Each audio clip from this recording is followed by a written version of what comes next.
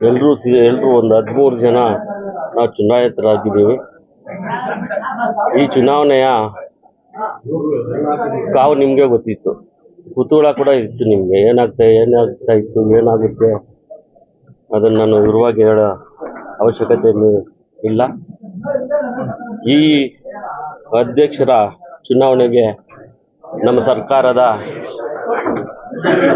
ಮುಖ್ಯಮಂತ್ರಿಗಳಾದ ಸನ್ಮಾನ್ಯ ಸಿದ್ದರಾಮಯ್ಯ ಸಾಹೇಬರು, ಉಪಮುಖ್ಯಮಂತ್ರಿಗಳಾದ ಡಿ ಕೆ ಶಿವಕುಮಾರ್ ಸಾಹೇಬರು, ವಿಶೇಷವಾಗಿ ನಮ್ಮ ಜಿಲ್ಲಾ ಉಸ್ತುವಾರಿ ಸಚಿವರಾದ ಸುಧಾಕರ್ ಅಣ್ಣವರು ಮತ್ತು ನಮ್ಮ ಕ್ಷೇತ್ರದ ಶಾಸಕರು, ನೀವಾಗಲೇ ಬರೆದಿದ್ದೀರಾ ಪರಮಾಪ್ತರು ಅಂತ, ಸುಬ್ಬಾರೆಡ್ಡಿ ಅಣ್ಣವರು, ಪುಟ್ಟಸ್ವಾಮಿ ಗೌಡರು,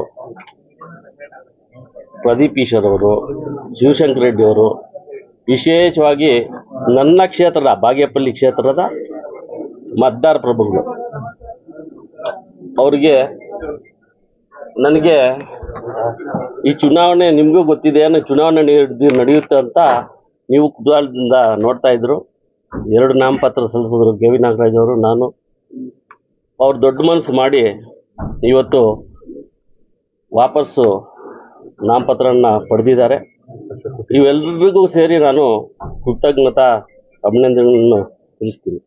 ಯಾಕೆಂದರೆ ಮೊಟ್ಟ ಮೊದಲ ಇದು ಚುನಾವಣೆ, ಚಿಕ್ಕಬಳ್ಳಾಪುರ ಹಾಲು ಒಕ್ಕೂಟ ಬಂದ ಮೇಲೆ ಜವಾಬ್ದಾರಿನೂ ನಮ್ಮ ನಿರ್ದೇಶಕರ ಮೇಲೆ ಇದೆ. ಯಾಕೆಂದರೆ ಕಷ್ಟಪಟ್ಟು ನಾವು ರೈತರಿಗೇನೋ ಒಂದು ಭರವಸೆ ಕೊಟ್ಟು ಬೈಬರ್ಗೇಷನ್ ಮಾಡಿದ್ವಿ. ಮಾಡಿದ ನಂತರ ನಮ್ಮ ಆಡಳಿತ ಮಂಡಳಿ ಏನು ತೀರ್ಮಾನ ತಗೋತೋ ಅಂತ ಅವ್ರಿಗೂ ಕೂಡ ಕಾತದಿಂದ ಕಾಯ್ತಾ ಇದ್ದಾರೆ. ನಿರೀಕ್ಷೆಗಳು ಭಾಳಷ್ಟಿದೆ.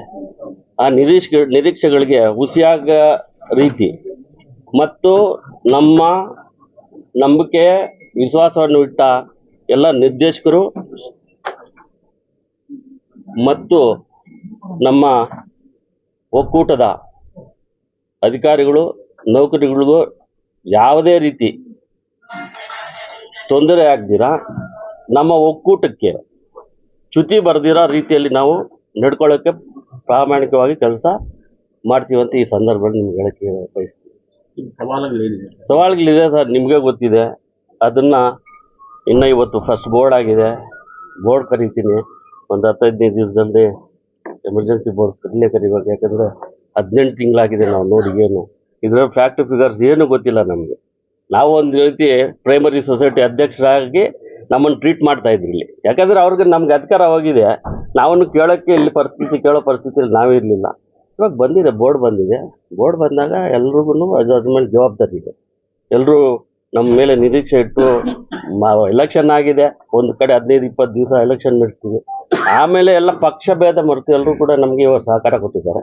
ಅವರೆಲ್ಲರೂ ಸಹಕಾರ ತಗೊಂಡು ಒಳ್ಳೆ ರೀತಿಯ ಒಂದು ಆಡಳಿತ ಕೊಟ್ಟು ರೈತರಿಗೆ ನ್ಯಾಯ ಒದಗಿಸಿಕೊಡೋ ಕೆಲಸ ನಾವು ಮಾಡ್ತೀವಿ ಅಂತ ನಿಮ್ಗೆ ಆಶ್ವಾಸ. ತೀವ್ರ ಹಣಾಹಣಿಯ ನಡುವೆ ತಾವು ಒಮ್ಮತದ ಅಭ್ಯರ್ಥಿಯಾಗಿ ಅಧ್ಯಕ್ಷರಾಗಿ ಆಯ್ಕೆಯಾಗಿದ್ದಾರೆ. ನಿಮ್ಗೆ ಗೆಲುವಿನ ಗುರ್ತೇನೆ ಸರ್? ಏನಿಲ್ಲ, ನಮ್ಮ ಸರ್ಕಾರ ಇದೆ, ನಮ್ಮ ನಿರ್ದೇಶಕರಿದ್ದಾರೆ, ನಮ್ಮನ್ನು ಆಯ್ಕೆ ಮಾಡಿರೋರು. ಅವರು ಯಾವುದೇ NDA ಅವರಿದ್ರೂ ಕೂಡ ನಾವು ಒಗ್ಗಟ್ಟಾಗಿ ಇವಾಗ ಕೆಲಸ ಮಾಡೋ ಪರಿಸ್ಥಿತಿ ಬಂದಿದೆ. ಯಾಕಂದ್ರೆ ಇದು ಸಹಕಾರ ಕ್ಷೇತ್ರ. ಇದಕ್ಕೆ ಯಾವುದೇ ಚಿಹ್ನೆ ಇಲ್ಲ, ಪಾರ್ಟಿ ಇಲ್ಲ, ಪಕ್ಷ ಇಲ್ಲ, ಉರ್ಸ್ಕೊಂಡಿದ್ದೀವಿ ಅಷ್ಟೇ. ಇದಕ್ಕೆ ಪಕ್ಷ ಭೇದ ಮರೆತು ನಾವು ಕೆಲಸ ಮಾಡಿದಾಗ ಮಾತ್ರ ರೈತರಿಗೆ ನ್ಯಾಯ ಒದಗಿಸೋ ಕೆಲಸ ಕೊಡೋಕ್ಕಾಗುತ್ತೆ. ನಾವು ಪಕ್ಷಗಳು ಕಟ್ಕೊಂಡು ನಾವು ಪ್ರತಿಷ್ಠೆಗೆ ಹೋದರೆ ನಾವೆಲ್ಲ ಭಾಳಾಗೋದು, ನಮ್ಮನ್ನು ನಂಬ್ಕೊಂಡಿರೋ ಬಡ ರೈತರು ಅನ್ಯಾಯ ಆಗ್ತಾರೆ. ಅದಕ್ಕೆ ಬಿಡೋದಿಲ್ಲ.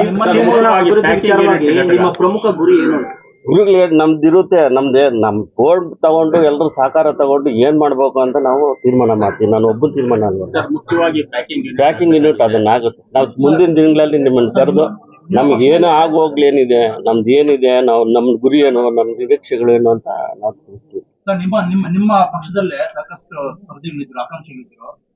ಎಲ್ಲ ನನ್ನ ಅಂತಂಬಂದ್ರೆ ನಾನು ಸಹಪಾಠಿಗಳೇ. ಇವತ್ತು ಅವರೇ ನನ್ನನ್ನು ಬಂದು ಇಲ್ಲಿ ಕೂರ್ಸಿದಾರಲ್ಲ, ಎಲ್ಲಿದೆ ಅದೇನು ಪೈಪೋಟಿ ಅಂತ ಏನಿಲ್ಲ.